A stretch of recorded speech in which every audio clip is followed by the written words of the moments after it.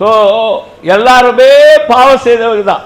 இன்னைக்கு நிறைய பேர் வந்து ஒயிட் அண்ட் ஒயிட் போட்டுட்டு உங்களுக்கு இதே மாதிரி மேடையில் வந்துட்டா நாங்கள் கல்யாணம் பண்ணாமல் இருக்கிறோம், நாங்கள் வந்து டெடிகேட் பண்ணியிருக்கோம், நாங்கள் அதை செய்கிறோம் இதை செய்கிறோம், 40 நாள் உபவாசம் பண்ணிட்டு வந்திருக்கிறோம் அப்படி சொல்ல உடனே நீங்கள் எல்லாம் நினைக்கிறீங்களா இவர் ரொம்ப பெரிய பரிசுத்தவாள் அப்படி நினைக்கிறீங்க. ஒரு பரிசுத்தவாள கிடையாது, எல்லாம் மாய்மாலம். புரியுதா உங்களுக்கு? Everybody every person born on the earth வந்து சின்னர். அப்போ அப்படி எல்லாரும் பாவங்களா தான் பிறந்திருக்காங்க. அது இயேசு கிறிஸ்துவுக்கு முன்னாடி வந்தவர் தான் புத்தர், அவரும் அதே கதை தான். நம்ம நாட்டில் பிறந்த இயேசு பின்னாடி வந்த காந்தி, அவரும் பாவிதான். யாரா இருந்தாலும் பாவம் செய்யாத மனுஷன் ஒருவனாகிலும் இல்லை என்று வேதம் தெளிவாய் சொல்லுகிறது. அப்படி இருக்க இந்த பூமியில திருப்பி பாவம் இல்லாத ஒரு மனுஷன் உண்டாக வேண்டுமா அப்படின்னா உண்டாக வேண்டும். பாவம் இல்லாத ஒரு மனுஷன், அதுதான் கர்த்தராகிய இயேசு கிறிஸ்து.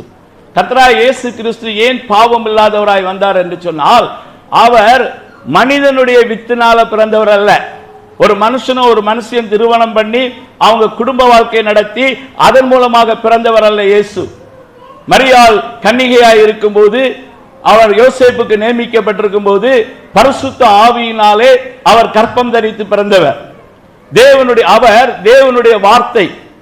அங்கு மனித வித்து கற்பத்திலே வைக்கப்படுவதற்கு பதிலாக தேவனுடைய வார்த்தை வித்தாக அங்கு வைக்கப்பட்டது. அவர் மாம்ச சரீரத்தை மரியாள் மூலம் பெற்றுக்கொண்டார். ஆனால் அவருடைய வித்து தேவனுடைய வார்த்தை. அவர் தேவனுடைய வார்த்தை, அவர் மாம்சமானார். வாசியுங்கள், யோவான் எழுதின சுவிசேஷம் 1ஆம் அதிகாரம் 14ஆம் வசனம் வாசிங்க. அந்த வார்த்தை மாம்சமாகி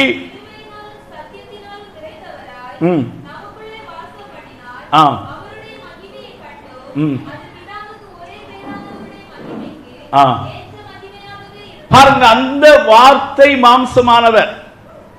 அந்த வார்த்தை யாரு அப்படின்னு சொல்லி பார்த்தா, யோவான் 1ஆம் அதிகாரம் 1ஆம் வசனத்தை வாசிங்க. ஆதியிலே வார்த்தை இருந்தது, அந்த வார்த்தை தேவனிடத்தில் இருந்தது, அந்த வார்த்தை தேவனாய் இருந்தது. பாருங்க, அந்த வார்த்தை தேவனிடத்தில் இருந்தது, அந்த வார்த்தை தேவனாய் இருந்தது. அதனாலதான் இயேசு கிறிஸ்து மாம்சத்திலே வெளிப்பட்ட தேவன். அவர் தேவனுக்கு சமமாய் இருப்பதை கொள்ளையாடின பொருளாக எண்ணாமல் தம்மை தாமே தாழ்த்தி அடிமையின் ரூபம் எடுத்து மனுஷ சாயலானார் என்று பிலிப்பியர் 2ஆம் அதிகாரத்தில் நம்ம போய் வாசிக்கிறோம். He emptied himself. அவருடைய godliness முழுவதும் அங்கு திறந்து விட்டார். யார்கிட்ட கொடுத்தார்? பிதாவாகிய தேவனிடத்தில் விட்டார். விட்டு அவர் குமாரனாக நம்மை போல பிள்ளைகள் மாம்சத்தையும் இரத்தத்தையும் உடையவர்களாக இருக்கிற போல எபிரேயர் 2:14 அப்படி சொல்லுது. பிள்ளைகள் மாம்சத்தையும் இரத்தத்தை உடைய போல அவர் மாம்சத்தையும் இரத்தத்தை உடையவரானார். 1 தீமோத்தேயு 3:16 சொல்லுகிறது, தேவன் மாம்சத்திலே வெளிப்பட்டார். God appeared in flesh. தேவன் மாம்சத்தில் வெளிப்பட்டவர் தான் கர்த்தராகிய இயேசு கிறிஸ்து. இயேசு கிறிஸ்து அவர் தேவகுமாரனாக வந்த தேவன்.